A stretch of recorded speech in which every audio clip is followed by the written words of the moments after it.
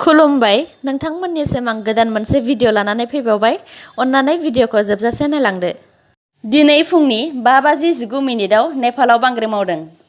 नेपालनि थिम्पुपाल्चोक डिस्ट्रिक्टनि रामछे होननाय मोनसे जायगायाव फुङाव 6 मेग्निट्युडनि बांग्रिं मावदों। बांग्रिंजों खहा जानायनि जेबो खबर मोननाय जाथ'वाखै। बे थिम्पुपाल्चोक डिस्ट्रिक्टनिफ्रायनो 2015 मायथाइयाव बांग्रिं जानायाव बयनिख्रुइबो बांसिन 9,000 निबो बारा मानसिफोर थैदोंमोन। उदालगुरि जिल्लानि पानेरि हालामनि 3 लाइमोनखौ सासे दुथां सेंग्राया आश्रमाव ओंखाम संग्रा नांगौ आरो 30,000 रां दान बान्था होगोन होननानै फुस्लायनानै लानानै जिनाहारि खालामनो आरो सोलेर फाननाय जायगायाव लांनो नागिरदोंमोन। दुथां सेंग्राया लाइमोन सिख्लाफोरखौ हुग्राजुलिनि अरनबारियाव लानानै थांदोंमोन। उनाव सिख्लाफोरा गावसोरखौ लांनाय जायगाखौ अरनबारि नुनानै आरो रावनिबो न'खर नुयैलाय सेंग्रानिफ्राय आनज्रायथ'नानै अरनबारियावनो हरसे हर थायो। अखानायै फुंनि समावसो जायगानि मानसिफोरा हिन्जावफोरखौ नुसननानै जायगायाव थानाय हुग्राजुलि दख'रा एबसुनो गथायनानै होयो। लांखारनो नागिरजानाय हिन्जाव 3नि मुङा माइखुन बर', माइनु बसुमतारी आरो अनजालि बसुमतारी आरो लांखारग्रानिया निजोम बर'। खौराङाव मोननाय बायदिब्ला हिन्जाव 3खौ मोजाङैनो न'सिम दैथायहरफिननाय जाबाय आरो दुथां निजोम बर'खौ हमनानै रायखसमारि पुलिस थानायाव गथायहैनाय जाबाय। जम्मु एन्ड काश्मीरनि सुन्दरबनी सेक्टराव मैया पाकिस्तान आर्मिफोरनि गावहरनायाव इन्डियान सल्जार नेइक आनिस थमासनाव गुलि नांनानै बिथाङा मैया मुंख्लं जाबाय। इन्डियान आर्मियाबो पाकिस्तानफोरखौ गोख्रोङैनो गुलिजों फिननायखौ हरदों। Minister of state for defence Shripad नाइकआ बुंथिनाय बायदिब्ला जानुवारि 1 थारिखनिफ्राय दासिम पाकिस्ताना जम्मु एन्ड काश्मीरनि LOCआव 3,186 बार सिजफायार भायलेसन खालामदों आरो गासै 242 बार गावहरदों।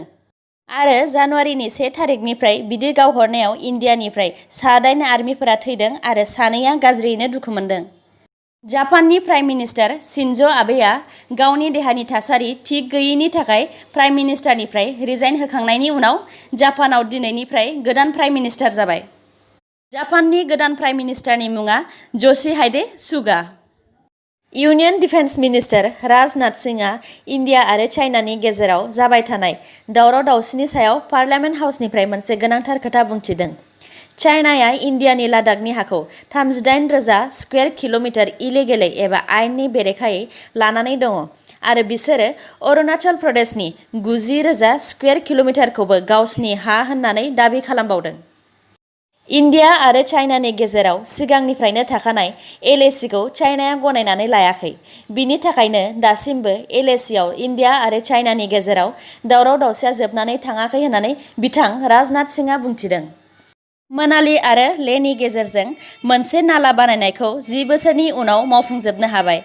बे टानेल एबा नालायानो 10,000 फिट हाजो गोजौआव थानाय बुहुमनि बयनिख्रुइबो गोलावसिन गुदुं लामा। बे लामानि मुङा अटल टानेल। बे नाला सिङाव रैखाथिनि थाखाय एबा सेफटिनि थाखाय मोनफ्रोमबो 60 मिटार्सनि उनावनो CCTV थागोन आरो मोनफ्रोमबो 500 मिटार्स उनाव इमारजेन्सियाव बाहेरायाव ओंखारनो हानाय लामाबो थागोन। बे नालानि गुवारा 10.5 मिटार्स आरो गोलावआ 8.9 किल'मिटार।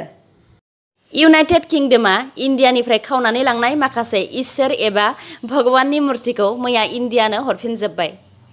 इउनाइटेड किंडमआ तामिलनाडुनि मोनसे मन्दिरनिफ्राय 15 सेन्चुरि 1978 मायथाइयावनो राम, लक्ष्मण आरो सीतानि मुर्तिखौ खावनानै लानानै थांदोंमोन। बे गासै 1978 मायथाइयावनो खावनानै लांनाय इसोरनि मुर्तिखौ मैया हरफिनजोब्बाय होननानै minister of culture Prahlad Singh पाटेलआ बुंथिदों। बिथां पाटेलआ बुंथिबावदों 2014 मायथाइयाव मदि सरकार जानायनि उननिफ्रायनो इन्डियानिफ्राय गोदो-गोदाय खावनानै लानानै थांनाय 40था जारिमिनारि आगजुफोरखौ मोनबोफिननो हाबाय, जेराव इन्डियाया उदांस्रि मोननायनिफ्राय 2013 सिम 13थाल' जारिमिनारि आगजुफोरखौ मोनबोफिननो हादोंमोन। नगाव डिस्ट्रिक्टनि जुरियायाव मासे मैदेरा इलेक्ट्रिक शक नांनानै दिनै फुङाव थैदों। मिथिनाय बायदिब्ला गासै मासनि मैदेरा आदार नागिरनानै गामिसिम फैदोंमोन। बेयावनो 11,000 भल्टनि थार गोलैनानै थानायाव नांनानै मैदेरा थैदों। जायगानि मानसिफोरा नगाव डिस्ट्रिक्टनि पावार डिपार्टमेन्टखौ गोलाव समनिफ्रायनो इलेक्ट्रिक थार गोलैनानै थानायखौ नायफिनैनि थाखायनो बे जाथाया जादों होननानै रागा फोरमायदों। दिनैनि निउसआ एसेनोसै। गाबोन आरो गोदान निउसजों लोगो मोनफिनबावगोन। नोंथांमोना दासिमबो आंनि चेनेलखौ साबस्क्राइब खालामनानै लायाखैबा अन्नानै साबस्क्राइब खालामनानै लादो आरो लाइक, कमेन्ट आरो शेयार खालामनो दाबाव। गोजोन्थों।